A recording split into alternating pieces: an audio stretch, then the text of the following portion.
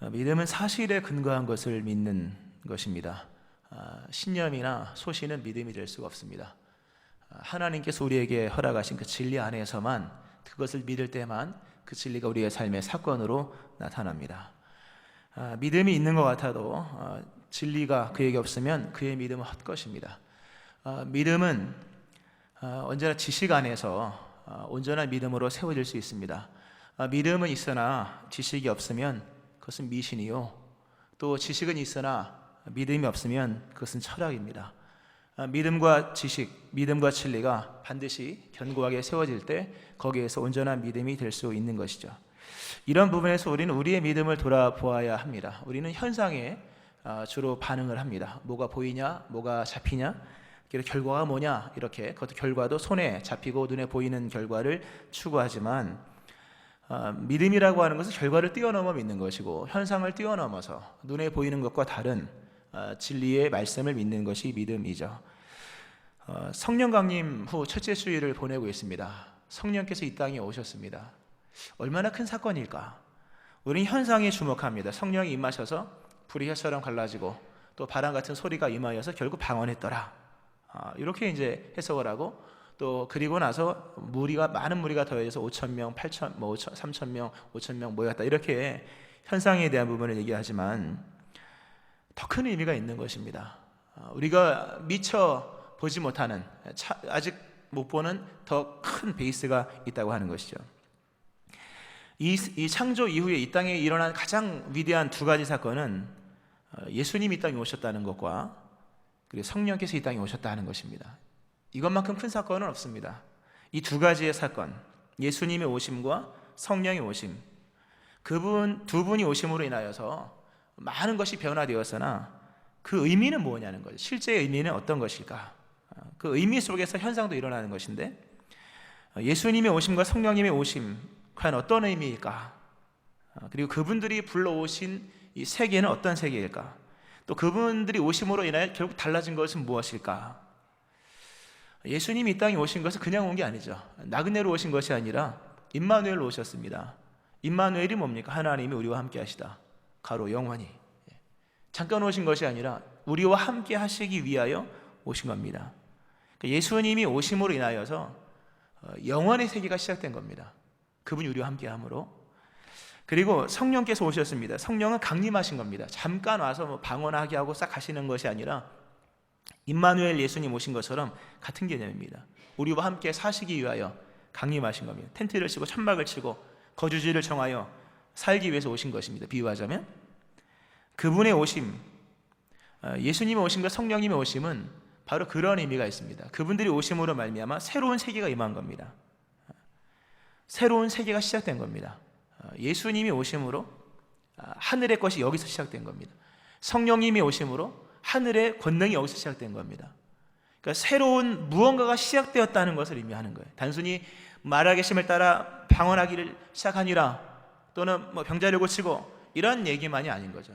그게 왜 일어났느냐 이렇게 접근했을 때 뭔가 새로워졌다고 하는 내용입니다. 새로워졌다 하는 거죠. 그래서 오늘 본문의 말씀을 통해서 예수님께서 가져오신 그 새로운 세계, 그러니까 하나님의 나라라고 칭하는 그 예수님께서 가져오신 하나님의 나라가 무엇인가에 대해서 보고, 그 나라 속에서 우리에게 주어진 새로운 어떤 세계는 어떤 세계인가에 대해서 같이 한번 보고자 합니다. 예수님께서 이 땅에 오셨죠. 혼자 오신 것이 아니라 하나님의 나라를 가지고 오셨습니다. 그 하나님의 나라는 여러 가지 의미가 있습니다. 다 볼 수는 없지만 몇 가지는 봅니다. 일단 천국을 가져오셨습니다. 물론 여기서 가져오셨다, 또는 여기서 시작되었다라고 하는 부분은 말 그대로 완성된 개념은 아닙니다. 우리가 1부터 100까지가 이어질 때 꼭 100이어야만 시작이냐? 아니죠. 1이 시작되면 시작인 겁니다. 마치 아브라함이 가나안 땅에 대한 약속을 받았을 때 가나안 땅을 다 점령한 것은 다윗이 했잖아요. 그러나 가나안 땅이 그들의 땅으로서 시작되었던 그 첫 번째 시작을 누가 열었습니까? 아브라함이 열었잖아요. 막벨라우를 샀잖아요. 그의 이름에 등기를 냈잖아요. 그런 것 같은 겁니다. 그러나 시작이 미약하지만 미약한 시작이라고 누구도 무시할 수 없죠. 왜냐, 그 시작이 없으면 완성이 없으니까. 예수님이 이 땅에 오셔서 행하신 것, 천국을 가져왔습니다. 물론 천국은 아직 우리에게 임하지 않았습니다. 우리는 천국으로 갈 겁니다. 거기서 완전한 걸 누릴 겁니다. 그러나 거기 뚝 떨어지고 거기서 가서 누리는 것이 아니라 예수님이 천국을 가져오신 겁니다. 몸만 오신 것이 아니라 천국을 끌어왔죠. 대표적인 것이 땅에서 죄를 사하는 권세를 허락하셨다. 예수님께서 하나님만 할 수 있는 죄사함의 은총을 이 땅에 오셔서 행하셨죠. 땅에서 죄를 사하는 권세가 있는 줄 너희로 알게 하려 함이라. 또 우리에게 엄청난 은혜를 주셨죠. 그 은혜 중에 하나가 믿기만 하면 하나님의 자녀가 되는 권세를 주셨습니다.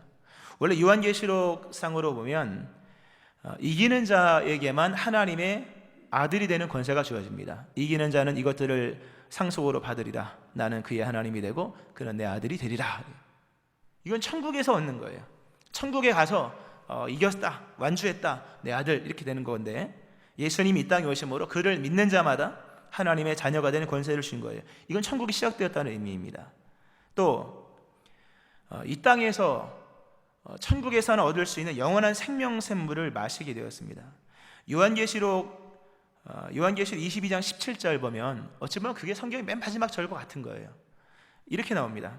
성령과 신부가 말하기를, 성령은 성령이고 신부는 예수님이죠. 성령과 신부가 말하기를 오라 하시는도다.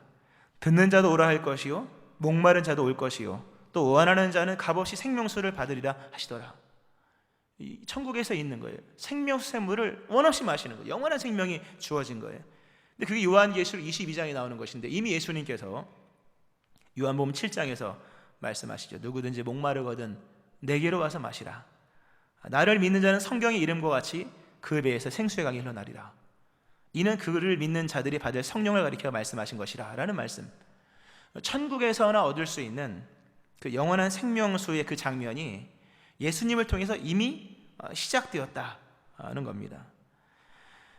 예수님이 이 땅에 오시고 또 성령께서 이 땅에 강림하심으로 그 종말에나 일어날 그 천국이 여기서 시작되었다라고 하는 것, 이제 다른 문이 열렸다는 거예요. 다른 세계가 시작되었다고 하는 겁니다. 이건 굉장한 얘기예요. 나중에 말씀을 좀 드리겠습니다. 그거는 또 예수님이 가져오신 하나님의 나라, 천국을 가져오셨고 동시에 종말을 가지고 오셨습니다. 종말이 시작되었다는 거예요. 이 세상은 시작과 끝이 있습니다. 창세기 1장이 있듯이 요한계시록 22장이 있는 겁니다. 시작과 끝이 있는 거죠.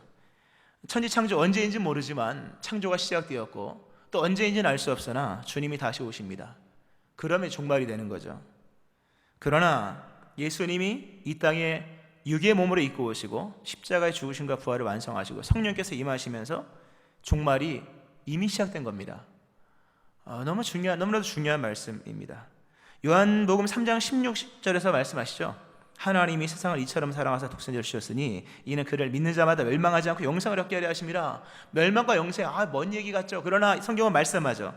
하나님이 그 아들을 세상에 보내신 것은 세상을 심판하려 하심이 아니요 그런 말미암아 세상을 구원받게 하려 함이라. 심판과 구원, 영생과 멸망도 먼 얘기고 심판과 구원도 먼 얘기인 것 같으나 확 당겨서 말씀하시죠. 이렇게 말씀하십니다. 그를 믿는 자는 심판을 받지 아니하는 것이요 믿지 아니하는 자는 하나님의 독생자의 이름을 믿지 아니하므로 벌써 심판을 받았느니라. 벌써 심판을 받았다. 이미 종말이 시작되었다는 겁니다.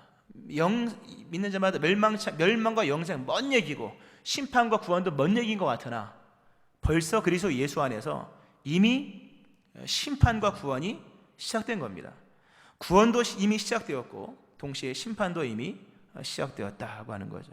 여기 참 큰 승리의 의미가 담겨 있습니다. 왜냐하면 무엇인가 하면 일단 종말이 와보세요. 마지막 종말이 완성된 종말로서 임하면 죄인은 다 심판받는 거죠. 심판받고 지옥 가는 거죠.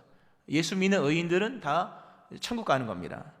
근데 이 종말의 핵심은 그것만 있는 게 아니잖아요. 거기서 이 심판의 보좌 앞에 계신 그 하나님에 의해서 그렇게 내려질 심판의 양상은 죄인이야 의인이야만 있는 것이 아니라 마귀의 세력에 대한 심판도 있는 거예요. 예수님이 종말을 먼저 끌어오신 것은 굉장히 어쩌면 인간의 입장 속에서는 불안할 수도 있는 거예요. 이 사람이 예수 믿을지 안 믿을지 그건 아무도 모르지만 복음이 딱 선포되면 양상이 나타나거든요. 믿든지 안 믿든지. 그러니까 벌써 심판을 받았느니라라는 말씀 속에 참 여러 의미가 있는데, 그 종말이 왔을 때 죄인과 의인에 대한 어떤 심판만이 아니라 어쩌면 우리에게 큰 힘이 될 수 있는 마귀의 세력도 심판을 받게 되는 거예요. 예수님이 이 땅에 종말을 먼저 끌어오셨다고 하는 것은 결국 구원에 관한 또는 이 생명에 관한 얘기만이 아니라 마귀의 일이 멸해지기 시작했다고 하는 겁니다. 성경은 말씀하죠. 하나님의 아들이 나타나신 것은 마귀의 일을 멸하심이라. 종말에나 있을 일, 마귀의 일이 멸하게 되는 것은 종말에나 일어날 일인데, 하나님의 아들이 이 땅에 오심으로 이미 종말이 시작되었고 벌써 심판이 시작되었고, 동시에 마귀의 세력이 이미 심판을 받고 있다고 하는 겁니다. 물론 최종적인 것은 아직 오지 않았어요. 그러나 아직 오지 않았다고 해서 이 마귀의 어떤 왕노릇하는 것이 지금 계속 유지되는 것이 아니라고 하는 겁니다. 세례요한이 예수님에 대해서 두 가지로 얘기합니다. 하나는 세례요한 죄에 대한 얘기를 막 하잖아요. 하면서 죄를 공감하고 통회하는 백성들에게 너희가 죄에서 건진받을 수 있는 방법은 세상 죄를 지고 하는 하나님의 어린 양, 바로 그리스도 예수를 믿을 때에만 가능하다. 세상 죄를 지고 하는 하나님의 어린 양으로서 예수님을 설명을 합니다. 그렇죠? 또 하나는 뭐냐면 아주 힘센 분이 뚫고 들어오셨다는 개념 속에 설명을 합니다. 새로운 힘이 등장했다. 세례요한이 이런 얘기를 합니다. 내 뒤에 오시는 이는 나보다 능력이 많으시니 나는 그의 신을 들기도 감당하지 못하겠노라.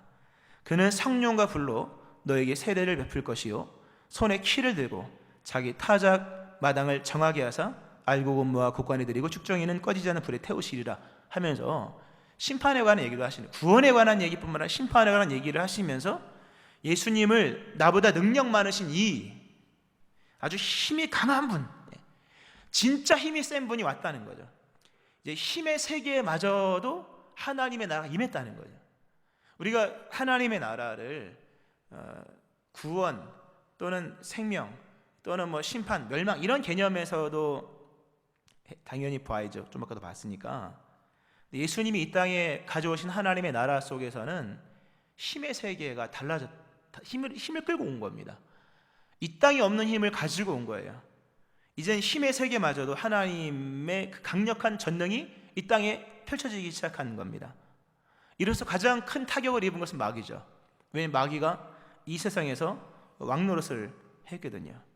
또 때가 아직 되지 않았기에 그때가 되면 마귀도 꼬리를 내리겠지만 그 전까지는 득세하면서 있었죠. 예수님께서 그러나 이 땅에 오심으로 그들의 세력은 이미 끝난 겁니다. 왜? 더 강한 분이 오기 때문에. 강한 자를 결박할 더 강한 분이 오셨기에 이제 그 강한 자 밑에 있는 결박당한 수많은 사람들이 더 강한 자에 의해서 해방을 입게 된 거죠. 예수님께서 거라사 광인을 고칠 때 거라사 지역에 왔었죠. 거기 마귀의 군대가 있었죠. 이 세상 권세를 잡고 있는 공중 권세 잡은 자 마귀가 자신의 군대를 땅가운데 다 이렇게 포진시켜놨죠. 그 마귀의 군대가 한 사람 심령 속에 들어있어요. 귀신 들린 한 사람 심령 속에. 예수님이 거라사 지역에 왔을 때 그 광인이, 군대 귀신 들린 자가 얘기합니다. 그들이 소리질러 이르되 하나님의 아들이여 우리가 당신과 무슨 상관이 있나이까 하면서 아주 중요한 얘기를 합니다. 때가 이르기 전에 우리를 괴롭게 하려고 여기 왔나이까. 아직 때가 오지 않은 거 아니니? 종말은 아직 멀었지 않습니까? 근데 벌써부터 우리를 상관시킵니까? 왜 우리를 벌써부터 괴롭히십니까? 아직 때가 이르지 않은 거 아닙니까? 예수님이 나오라 그러죠. 완성된 종말이 이르기 전에 이미 예수님이 종말을 끌고 온 겁니다. 마귀가 깜짝 놀란 거죠. 마귀의 세력들, 귀신들이 깜짝 놀란 겁니다. 아직 때가 이르기 전에 어떻게 이런 일이 있을 수 있습니까? 그러나 이미 예수님이 오셨기에 이 마귀와 마귀의 세력은 쫓겨날 수밖에 없는 겁니다. 굉장한 이야기예요. 특별히 예수님이 나타나신 것은 하나님의 아들이 나타나신 것은 마귀의 일을 멸하려 하심이라. 마귀의 일을 멸하는 그 대표적인 사건이 바로 거라사 광이잖아요. 물어보죠. 내 이름이 뭐냐? 우리가 군대입니다. 무슨 군대입니까? 마귀의 군대입니다. 레기온이라는 표현을 본문상에 보면 6천 마리가 넘는 거예요. 아주 강력한 군단 같은 마귀의 세력. 근데 예수님 단 한 분이 오셔서 6천 마리가 넘는 마귀의 세력들을 한 번에 다 제압을 하십니다. 이게 하나님의 나라가 어떤 나라인지를 보여주는 또 하나의 대표적인 사건인 겁니다.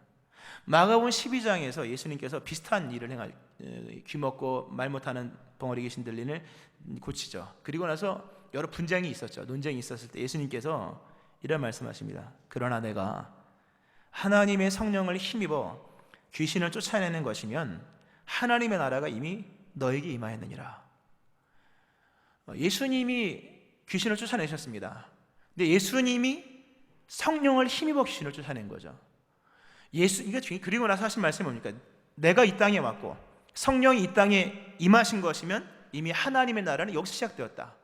물론 이 말씀을 하실 당시에 예수님이 이 말씀을 하실 공생의 당시에는 성령께서 강림하진 않으셨습니다. 그러나 인간에게는 성령이 강림하진 않으셨으나 예수님 세례 받으실 때 하늘에서 비둘기처럼 임하시는 성령이 강림하시잖아요. 그러니까 예수님에게는 예수님뿐만 아니라 그 안에 성령께서 임재하신 거죠. 그러면서 굉장히 하나님의 나라의 성립 조건, 예수님과 성령의 강림, 이 두 분이 이 땅에 계시면 거기는 하나님의 나라가 되는 거예요. 내가 하나님의 성령을 힘입어 내가 하나님의 성령을 힘입어 귀신을 쫓아내는 것이면 하나님의 나라가 이미 너에게 임했다. 그러니까 이미 하나님의 나라가 임한 거예요, 여러분.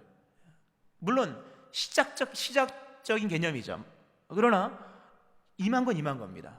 이미 새로운 세계가 열린 거죠. 성령 강림을 우리는 단순히 방언이나 또는 표적이나 능력이나 또는 전도의 권세나 이런 걸로 생각하지만 이건 완전히 다른 개념이에요. 아브라함이 막벨라구를 자신의 이름으로 등기한 것과 같은 그런 개념입니다. 이미 하나님의 나라는 이미 시작된 겁니다. 이미 하나님의 종말은 이미 시작된 거예요. 이미 마귀의 권세를 향한 하나님의 종말적 심판은 이미 시작되었다고 하는 거죠. 자, 이렇게 하나님의 나라에 대한 말씀, 이게 왜 중요하냐는 거예요, 여러분. 사실 예수와 하나님의 나라 또는 성령 강림과 하나님의 나라라고 하는 주제는 굉장히 큰 주제입니다. 방대한 주제입니다. 분명한 것은 그 두 분의 역사 속에서 하나님의 나라가 시작이 되었다. 그럼 이게 우리가 오늘 나와 무슨 상관이냐라고 하는 겁니다. 중요하죠. 복음 중에 복음입니다. 왜냐하면 가능성의 세계가 달라졌기 때문입니다. 가능성의 세계가 달라진 거예요. 가능성의 한계치가 달라진 거예요. 이제까지 예수님이 오시기 전까지 인간이 할 수 있는 제한된 일이었습니다. 근데 예수님이 오시고 나서 달라졌어요. 성령님이 임하시기 전까지 우리가 할 수 있는 일에는 한계가 있었습니다. 그러나 성령님이 임하시고, 그러니까 예수님이 임하시고 또 성령께서 임하심으로 인하여서 이제는 한계 상황이 사라진 거예요. 왜? 새로운 세계가 임했기 때문에. 하나님의 나라, 하나님의 세계는 능치 못함이 없는 세계입니다. 오늘 본문 귀신 들린 아이를 둔 아버지에 대한 이야기죠. 아이가 귀신 들렸습니다. 아주 흉악한 귀신 들렸습니다. 어렸을 때부터 귀신이 역사하면 막 불로 뛰어들어가고 물로 뛰어들어가고 자신의 몸을 상해하고 말도 못 듣고 또 듣지도 못하는 이런 인간 이하의 삶을 살 수밖에 없는 그런 형편에 놓여 있는 이 아들을 두고 있는 아버지, 이건 이루 말할 수가 없는 거예요. 이런 가정 정말 힘든 가정입니다. 이 아이를 고치기 위해서 아버지가 얼마나 많은 노력을 했겠습니까? 이건 상상을 할 수 없을 만큼이겠죠. 좋다는 약 다 먹였을 겁니다. 좋다는 여러 처방 다 행했을 겁니다. 또 아마 능력 있는 사람 다 찾아갔을 것입니다. 여러 가지 일들을 했을 것입니다. 그런데 안 되는 거예요. 당연히 안 되죠. 이 문제는 사람이 해결할 수 있는 문제가 아니잖아요. 이 아버지가 깨달은 것이 있습니다. 인간의 세계 속에서는 해결할 수 없는 문제가 있는 거구나. 그러니까 큰 절망을 할 수밖에 없는 거죠. 그러나 절망적인 것을 인정할 수밖에 없지만 그렇다고 아들을 고치는 일을 포기할 수는 없는 거잖아요. 절망은 분명하지만 그렇다고 포기는 할 수 없는 거죠. 예수님의 제자들에게 데리고 왔습니다. 9명이 있었죠. 예수님은 이 제자들 3명과 함께 변화산에 올라가셨고 9명의 제자들이 고치려고 했으나 못 고쳤죠. 때마침 예수님이 내려오셨습니다. 예수님 능력 많으시다는 소문을 듣고 예수님께 갑니다. 그리고 아주 진솔한 얘기를 합니다. 예수님, 이렇게 우리 아들이었는데 하실 수 있거든 우리를 불쌍히 여기사 우리를 도와달라 얘기합니다. 할 수 있거든 우리를 불쌍히 여기사 도와주셔서라고 얘기합니다. 이때 예수님 말씀하죠. 할 수 있거든이 무슨 말이냐? 믿는 자에게는 능히 하지 못할 일이 없느니라 하는 말씀을 하십니다. 이거는 새로운 두 세계의 만남인 거예요. 이 아버지의 말은 이거 현실인 거죠. 어떻게 고칩니까? 이 문제를 해결할 수 없는 문제죠. 뭐 소망이 없는 것도 아니고 열의가 없는 것도 아니지만 넘어갈 수 없는 한계치가 있다는 것은 분명한 거잖아요. 넘어갈 수 없는, 해결할 수 없는 문제를 가지고 예수님께 왔어요. 그리고 그가 경험한 절망적 현실 속에서 그냥 느낀 대로 얘기한 거죠. 하실 수 있다면 좀 고쳐달라. 내심 속으로 뭡니까? 이분도 어쩔 수 없을 것 같다 이런 마음이 있었겠죠. 근데 예수님께서 한 번도 들어본 적 없는 얘기를 하십니다. 할 수 있거든이 무슨 말이냐? 믿는 자에게는 능히 하지 못할 일이 없느니라. 믿는 자에게 능치 못할 일이 없느니라. 이 말씀은요, 인류 역사 속에 한 번도 없었던 말씀입니다. 인류 역사 속에 누구도 이 얘기를 할 수가 없어요. 뭘 떠든 사람이 있었지만 그 말한 것을 책임지는 사람은 등장하지 않았었죠. 예수님 말씀하십니다. 할 수 있거든이 무슨 말이냐? 믿는 자에게 능히 하지 못할 일이 없느니라. 이거 하나님의 나라를 얘기하는 겁니다. 단순히 오늘 뭐 귀신 들린 자를 이렇게 고쳤다 뭐 이런 얘기, 물론 그렇게 되겠죠. 그러나 이 큰 마귀와 예수님과의 접전들, 거라사 광인 같은 것들, 오늘 본문들, 또 대표적인 뭐 나병을 고치는 것들, 나사로를 살리고 이런 일들은 하나의 기적을 얘기하는 것이 아닙니다. 더 큰 진리를 다루고 있는 거예요. 하나님의 나라가 어떤 나라인가에 대한 얘기를 하는 거죠. 하나님의 나라는 불가능이 없는 시대, 불가능이 없는 세계라고 합니다. 예수님이 땅에 오셨죠. 그러니까 새로운 시간이 시작됐잖아요. 우리가 AD, BC를 쓰잖아요. 성령님이 오셨죠. 이제 새로운 능력이 임한 거예요. 예수님이 임하시고 성령님이 임하심으로 이제는 불가능이 없는 시대가 되었다는 거예요. 불가능이 없는 세계가 된 겁니다. 두 분의 강림 속에서 이 세상에는 더 이상 해결하지 못할 문제가 존재하지 않게 되었다 하는 거예요. 아멘 하시기 바랍니다. 이걸 믿으셔야 되는 거죠. 하나님의 나라가 우리가 생각하는 것처럼 죄인을 구원하는 나라 맞습니다. 중요하죠. 사망에서 생명으로 옮기는 나라 맞습니다. 또 결코 정죄함이 없는 나라, 영향권이 성령의 그 생명의 성령의 법 아래에 있는, 더 이상 율법이나 죄의 법이 터치할 수 없는 그 영향권 아래에 있는 나라 맞습니다. 그러나 힘의 권능 속에서 하나님의 나라를 얘기한다면 불가능해서 가능의 세계로 바뀐 거예요. 이제껏 불가능한 일이었습니다. 지금까지 소망의 영역일 뿐인 거예요. 기대의 영역일 뿐입니다. 그러나 이제 그리스도 예수 안에서 이제는 가능성이 가능이 된 겁니다. 이제는 소망이 현실이 되는 역사로 일어나게 된 거죠. 할 수 있거든요. 무슨 말이냐? 이전까지는 맞는 얘기지만 그게 이제부터는 다르다. 왜냐하면 믿는 자에게 능치 못함이 없기 때문에, 즉 하나님의 나라가 그에게 임했기 때문이라고 하는 겁니다. 불가능은 없습니다. 가능합니다. 그리스도 예수의 임재와 성령의 임재 속에서 더 이상 해결하지 못할 문제는 없습니다. 믿으시기 바랍니다. 우리 안에 이 소망이 부활해야 하는 것이죠. 특별히 오늘 예수님께서 어떤 문제 앞에서 이 얘기를 하시는가를 보셔야 됩니다. 물론 우리는 예수님의 이 공생애를, 교회를 좀 오래 다니시면 전체적으로 다 이게 다 보고 있기 때문에 예수님 정말 맞다 이렇게 얘기하죠. 근데 오늘 인간이 기술로도 지식으로도 해결할 수 없는 문제, 이 영의 문제잖아요. 오늘 보면 예수님께서 나중에 이제 제자들이 물어보죠. 예수님, 우리는 왜 안 됩니까? 라고 얘기했을 때 예수님께서 그럽니다. 기도 이외에는 이런 종류가 나갈 수 없다.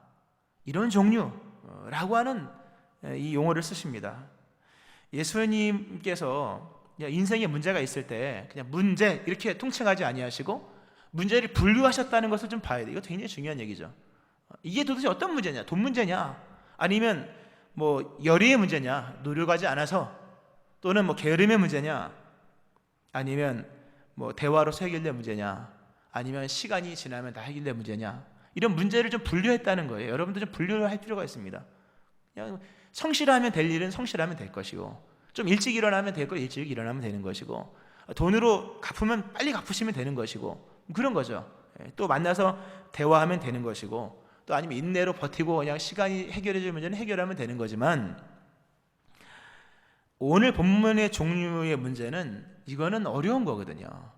우리가 살아가는 세상 속에서는 이런 종류의 문제가 있는 거죠. 오늘 귀신 들림의 문제, 물론 그렇다고 우리가 뭐 귀신 들렸다 또는 뭐 마귀가 뭐 이런 어떤 그런 극단적 얘기는 아닙니다. 그러나 분명히 우리의 삶에 마귀의 방해가 있고 또 마귀의 세력이 우리를 저지하는 것들이 있습니다. 이런 종류의 문제는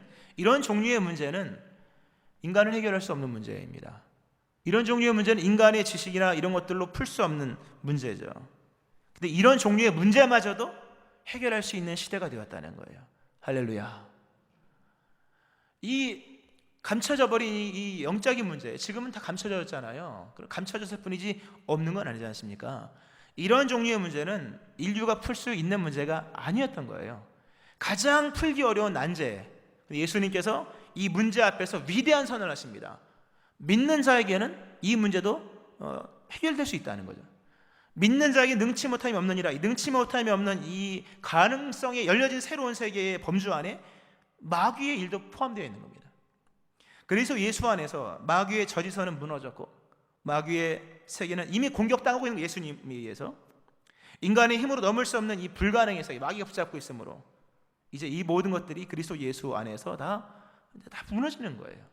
이 새로운 세계가 열린 겁니다, 여러분. 여러분의 삶에 문제를 한번 짚어보세요. 분명히 이러한 문제가 너무 확실하면 안 되는 이런 문제가 있을 수 있습니다. 이런 문제는 해결될 수 없는 문제입니다. 이건 오직 하나님의 나라, 그 나라의 주인 되신 성부, 성자, 성령 하나님에 의해서 되어지는 거예요. 그러나 그분들을 믿는 믿음으로 가져갈 때 여러분의 삶 속에서 이 모든 문제는 해결된다고 하는 거죠. 이제 말씀을 좀 정리를 하면서요.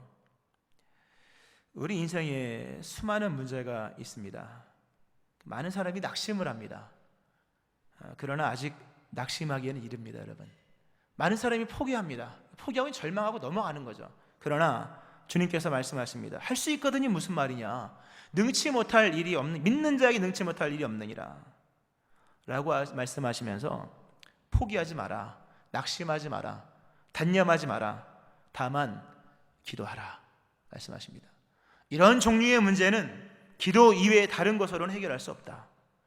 믿음이 하나의 도구가 아니라 믿음이 믿는 자로서 우리의 삶에 스며들고 늘 하나님을 의지하는 기도 속에 다시금 나갈 때 그 절망적인 상황 속에서도 하나님의 일이 펼쳐지는 역사가 일어나게 되는 것이죠. 믿음의 세계는 우리가 행하는 세계가 아닙니다. 하나님이 하시고 예수님이 하시고 성령께서 하시는 그 역사의 세계입니다. 우리가 만들어가는 세계가 아니에요. 그분 성삼위 하나님이 역사하시는 세계예요. 우리가 할 수 있는 것은 그분을 믿고 그분을 의지하고 돈이나 지식이나 어떤 것으로 할 수 없는 문제를 주님께 맡기고 기도하는 거예요. 그럼 하나님께서 여러분의 삶에 개입하시고 예수님이 충만함으로, 성령께서 충만함으로 임하심으로 그 문제는 풀어지는 거예요.